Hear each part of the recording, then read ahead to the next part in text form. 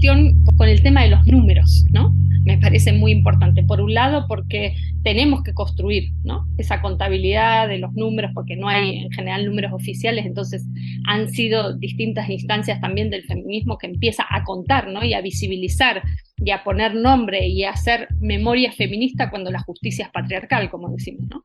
Y a poder compartir esa información y a darle la atención que necesita cada uno de esos nombres. Y a la vez me parece que también algo que vale la pena discutir es, porque es algo que los medios permanentemente insisten en reducir el movimiento feminista a contar femicidios, ¿no?, y travesticidios, ¿no? Como si el único rol que tuviese el movimiento sería ese, y sobre todo me parece que la invectiva que hacen los medios es esa forma de contar y de denunciar puede solo quedarse en un recuento de víctimas, ¿no? Y justamente yo creo que uno de los desafíos más interesantes que ha puesto el movimiento en sus formas de manifestación, de construcción de poder colectivo, es decir, bueno, estos números son muy importantes, los producimos como información, les damos un sentido político y al mismo tiempo no construimos desde ahí una enunciación que solamente sea la de las víctimas. El duelo es muy importante,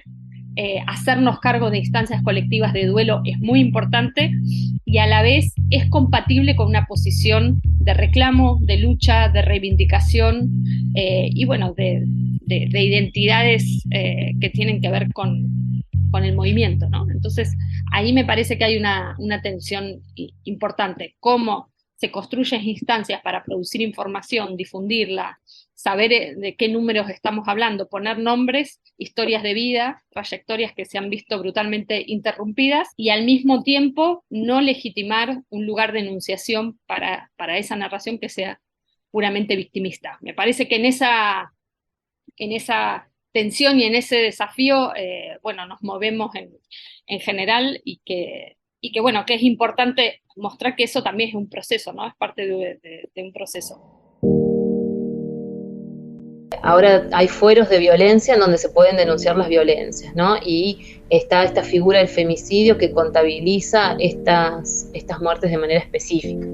Entonces se te genera la pregunta, ¿hay más femicidios o hay menos femicidios o simplemente son más visibles, ¿no? Como es en el orden de la percepción o es en el orden de los hechos lo que ocurre con el fenómeno. Y entonces es difícil de responder.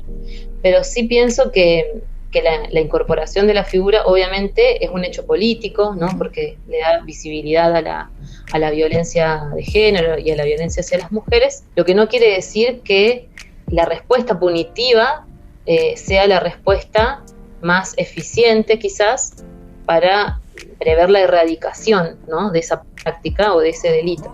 Entonces se abren ahí un montón de preguntas y un montón de discusiones. Sí es cierto que ponerle nombre, reclamar por justicia, por juicios efectivos, por juicios que no revictimicen, por juicios que contemplen las situaciones específicas en cada caso, siempre ha sido una bandera, digamos, de los feminismos, y que obviamente lograr condenas muchas veces es la manera de hacer algún tipo de reparación, ¿no?